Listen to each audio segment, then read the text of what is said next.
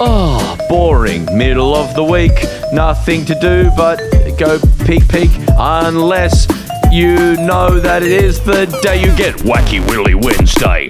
That's the day when we read your emails. On the Footy Show, people tune in and we read out some cool emails. And this week we've got some genuinely good ones. Welcome to Wacky Willy Wednesday. Anyway, have you read through the emails, by the way, Tom? Oh, yeah, I've read a few of them, actually. Are you across this one? What is it? What's the title? Jack from Picket Palace. Yes, I read this one. Very interesting stuff. So do you know Picket Palace, Tom? Yes, they do, I don't think exclusively, but they do some football-themed music, like Anthony McDonald, Tip and Woody. Playing footy. Yeah.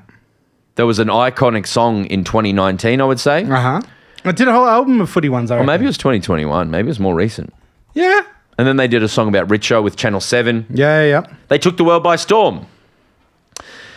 Jack from the band has emailed us. Yep. Let's read it out because we talked about in 2019 when they played the EJ Whitten Legends game. Yes. At, potentially the death of the EJ Whitten's game because it was on a rectangular oval at Amy Park and no one was there. And then they played at halftime and the camera just kept cutting to Anthony McDonald, Tip and Woody just watching their face, watching his face. So we mentioned that the other week and Jack has reached out. Hey team, I'm Jack from Picket Palace. Love the pod and heard you mention our strange appearance at the last and worst ever EJ Whitten Legends game in 2019 and thought you might appreciate a bit more detail on exactly how weird that whole experience was. The organisers knew well in advance that the attendance was going to be very low. So instead of staging the game at Docklands like they usually did, they moved it to Amy Park and resurrected the universally derided AFLX format so the game could be played on a rectangular pitch. But even in a much smaller stadium, they were worried about the stands looking empty on the telly, so they closed off half the stands to the public, forcing everyone to sit on the one wing side opposite all the cameras so that the TV audience would think the place was full.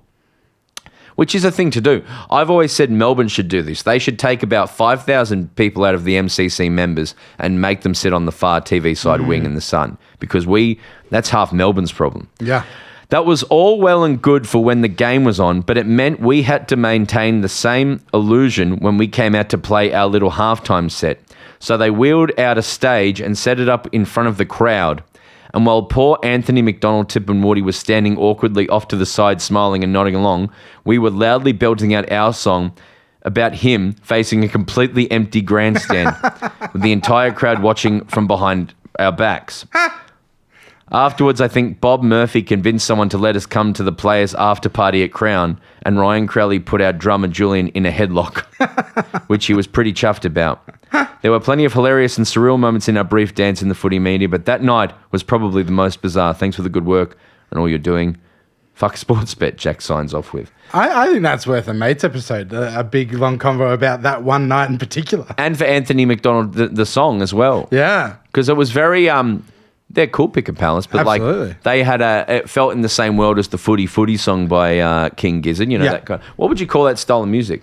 Rock? Yeah, I think so. Yeah, it's particularly Australian garage, isn't it? Though? Is that what it is? That's what that's why I'm asking you. I don't know officially, but I feel like from the heart, it reminds me of Australian pub rock. Pub rock is what I would call it. Would you say at points King Gizzard could be described as pub rock? Well, the great thing about King Gizzard is they've done most genres, but their first three albums particularly. They started in pub rock. I would say so. Would you say Amel and the Sniffers are pub rock? I think that would be fair, yeah. Would you say the Dissociatives are pub rock? I don't know Dissociatives. It's Paul Mack and Daniel Johns. I was going to say, yeah, no, they're more like orchestral, aren't they? And like synthy. Would you say the Prodigy is pub rock? No. Would you say the Melbourne Symphony Orchestra is pub rock? No. Well, you are just very stringent on things, aren't you? Yeah. Although, did you see Parkway Drive did a concert at the Sydney Opera House? Yeah, I'm really actually genuinely keen to see that. Apparently, a lot of people were saying it was like the best thing they've ever seen. Yeah, because symphony orchestras are cool, man. Yeah. And I think Parkway is very dramatic, Yeah. And I think metal is always adjacent to Yeah, There's always symphony, some, yeah. like, metal's pretty dorky. Yeah. But then some dorks will go, maybe we'll add strings. And then they always, like, you know, through the fire and the flames kind of vibes. Yeah, you know? correct. And the Metallica, even the Metallica orchestra album is really good. Yeah, they're close. Yeah. Mason says, "G'day, boys. Just wanted to send an email letting you know Macca's has new chicken wings to sample. Oh, yeah. Maybe worth comparing the wicked wings from KFC. Could be something in it. They got 2 sauces as well.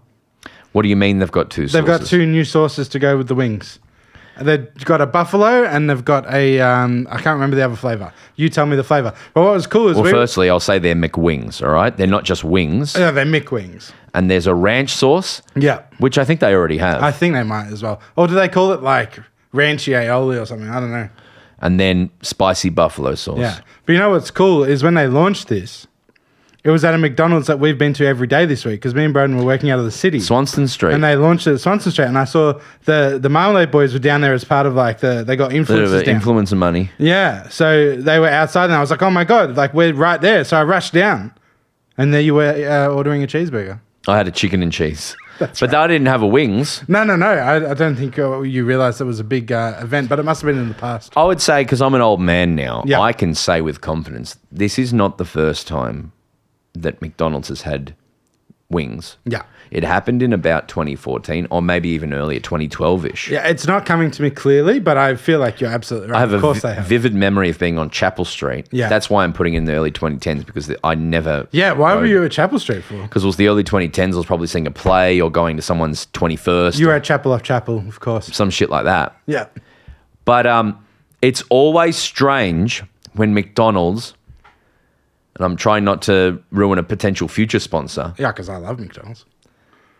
it's always strange when McDonald's varies into real food world. Yeah, I know In what that you mean. no McDonald's food has bones in it because Yeah. Because everything's so reconstituted. Well, why would they take the risk of getting a bone in someone's throat as well? It's not worth the risk. Baby It's not- food. Yeah, it's baby food. So the fact they're frigging around with bones, that's out there. it doesn't feel right to me. No. It feels like Matrix world in that they would have wings because I don't know, like I don't believe in them. Yeah. You know what I mean? I'd like to try them, though. I know you would like to try them.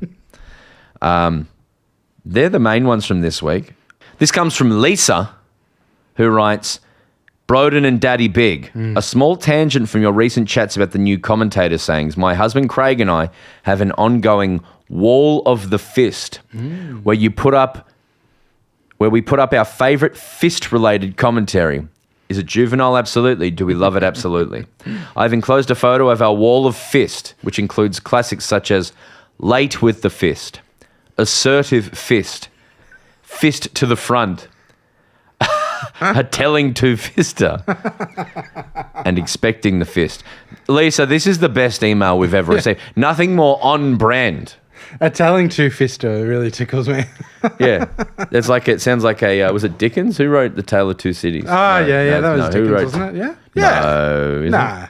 I think an American wrote Two Cities. Oh, really? No, I guess, yeah, it's Dickens. I was right. Yeah, you are. I shouldn't have panicked. No. I did arts once. Well, thank you for the fist stuff. Thank you for the McWing stuff. Our audience and the emails we're getting are becoming more and more on brand. Thanks, everyone. We'll see you with Marns later tonight if you're watching live. Bounce that pill. Wacky Willy Wednesday.